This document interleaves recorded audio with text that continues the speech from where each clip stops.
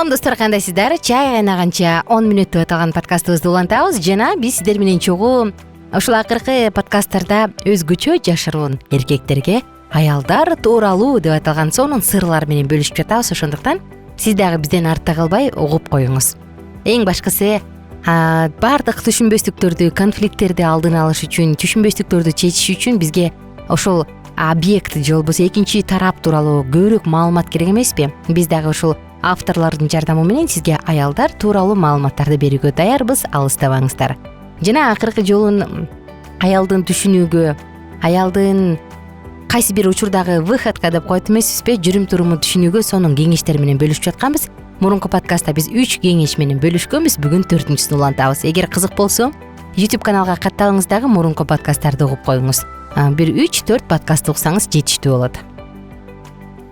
Аялыңыз ортодогу мамилеңер тууралуу сүйлөшкүсү келип жатса, ага эч каршылык көрсөтпөстөн угууга аракет кылыңыз. Кийинки кадам канчалык опурталдуу көрүнгөнү менен чындыгында абдан маанилүү. Эгерде сиздин сүйгөн адамыңыз өз пикирин айткысы келсе, бул сүйлөшүүнү анын көз карашы менен, ал тараптан болгон чабуул эмес, талкуулоо аркылуу көйгөйдү чечүү үчүн чогулган консилиум катары кабыл алууга аракет кылыңыз. Күйөөм менен ортобуздагы мамиле тууралуу сөздү баштап жатканда чынында ойлорумду айтып, баардыгын талкуулоо аркылуу сезимдерим менен бөлүшүүнү көздөйм, деп айтты бир аял. Бирок ал муну мен тараптан болгон сын катары кабыл алат. Акырында бул сөздү деги эле баштаганым үчүн өзүмдү күнөөлүү сезип калам. Мага ортодогу мамилебиз тууралуу күйөөм менен сүйлөшүү абдан зарыл экендигин, бирок аны сынга алайын деген оюм жоктугун анын билиши мен үчүн өтө маанилүү дейт ал аял. Биздин изилдөөлөрүбүз аялдар мындай суроону козгогондо эркектерди күнөөлөөгө таптакыр умтулбай тургандыгына ынандырды. Ал эми биз дагы өз кезегибизде алардын сөздөрүнөн өздөрүбүзгө багытталган сынды гана көрүү сыяктуу табиятыбыздагы сапатты жеңип чыгуубуз керек. Эгерде аялыңыз сизге карата душмандык маанайда болуп турса, багынбаңыз, тескерисинче аны сүйөрүңүзгө ишендирүүгө аракетиңизди улантыңыз. Келиңиз, эми бизди оңтойсуздандырган, ал тургай ачууланткан дагы бир кырдаалды талкуулайлы. Аялыңыз сизге душманындай мамиле кылып жатканда дагы аны сүйөрүңүзгө ишендирүүнүн жана ага сүйүүңүздү көрсөтүүнүн зарылдыгы. Ал үчүн мындай жүрүш туруш баягы эле. Сен чындыгында мени сүйөсүңбү? Деген суроосун жеткирүүнүн дагы бир формасы экендигин эсиңиздеби? Күйөөлөрүнө карата мындай душмандык мамиле кылуунун себептери тууралуу суроолорго жооп берип жатып, аялдардын көпчүлүгү бул фактыны танган жок. Алар мындай дешкен: аялдар өздөрүнүн обочолонуусу жана айып коюусунун кесепетинен күйөөлөрүнүн сүйүү көрсөтүүлөрүнө жолтоо кылып жаткандыктарын моюндарына алышты. Бирок мындай жүрүш туруштун себептерин түшүндүрүү аялдар үчүн кыйын болду. Алар өздөрүнүн тынчсыздануусун жана сүйүктүү экендигине ишенбегендигинин жеңип чыгууга багытталган көмүскө туюмдун аракети деп аташты. Бир аз убакыт узактыгына карабастан дагы бир аялдын айткандарын айталы. Сиз жана мен сыяктуу кыйын абалда калган эркектер үчүн бул баян пайдалуу болот. Силер муну түшүнүшүңөр зарыл. Эгерде аялы сен мени сүйөсүңбү деп сураганда күйөөсү даяр түрдө ооба мен сени сүйөм деп жооп берсе, бул чынында эч нерсеге арзыбайт. Аялы мажбурлап жок нерсени моюнга алдырган сыяктуу көрүнөт. Ошондуктан аял жалгыздыкты туюп, өзүн күйөөсүнө кереги жоктой сезип турганда, күйөөсүнүн бардыгы башкача экендигине ишендирүүсүн күтөт. Бирок бул жөнүндө түздөн түз сурай албайт. Буга кошулуп, ортосундагы мамилелери анча жакшы болбой турганда, күйөөсү жакындоого аракеттенсе, жан дүйнөсү менен анын эркелетишин күтүп турса дагы, аялы аны алыстатат. Бирок күйөөсү өзүнүн текебердигин жеңип, дагы бир аракет кылса, эгерде аны колунан алып кетпе, мен эмне болуп жаткандыгын түшүнгүм келет деп айтууга тобокел кылса, аялынын коргонуу чептери урайт. Анткени бул учурдагы пикир келишпестиктерге карабастан, ал баары бир аялын чындап сүйө тургандыгын далили болот. Жубайыңызды сооротууга аракеттенип жатканыңызда сиз туруктуу болушуңуз керек. Мырзалар, көбүнчө аялдар эркектин жарашуу үчүн жасаган биринчи кадамын терс мамиле менен кабыл алат. Ал эми эркек: анда кандай кааласаң ошондой болсун, мен гаражга барып өз ишимди кылайын деп чегинет. Мындан кийин эркек болуп өткөн жаңжал тууралуу тез эле унутуп коет.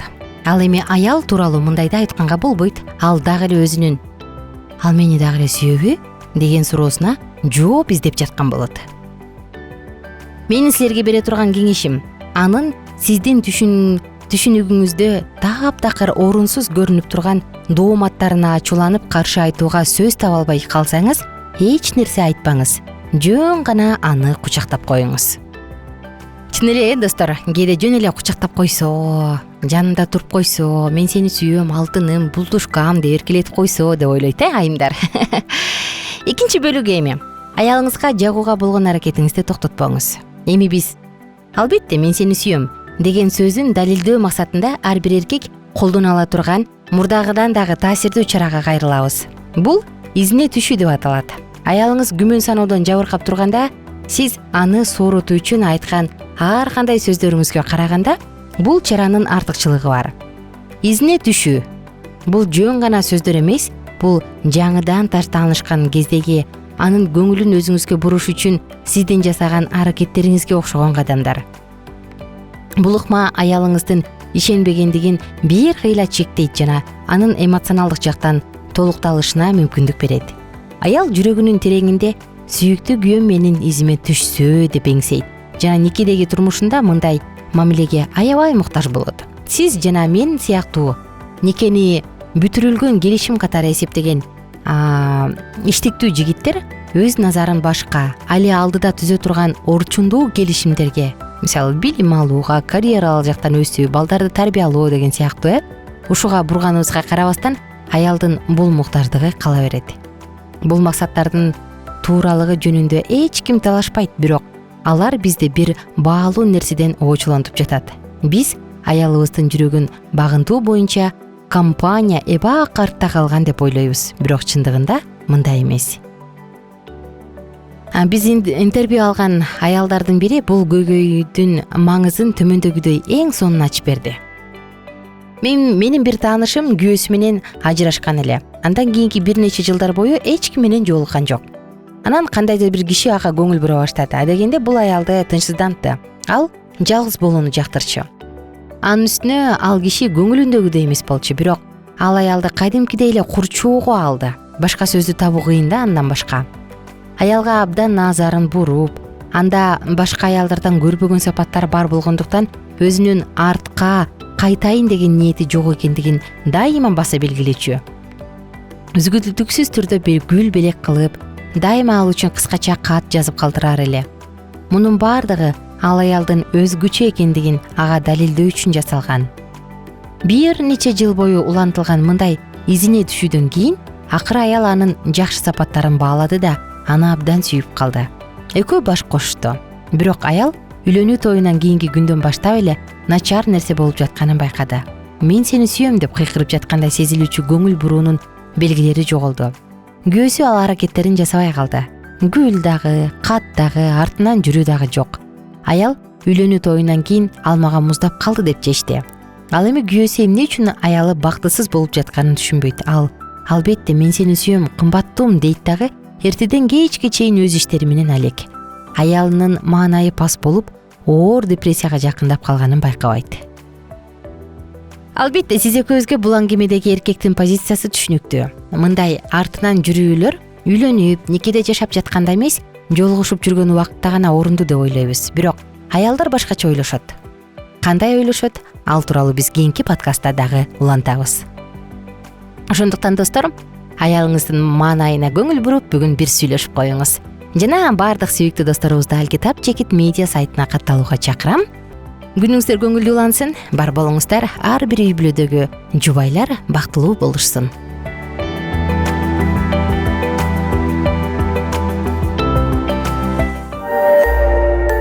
Биздин сабактар менен кененирээк Алкитап Чекит медиа сайтынан таанышыңыз.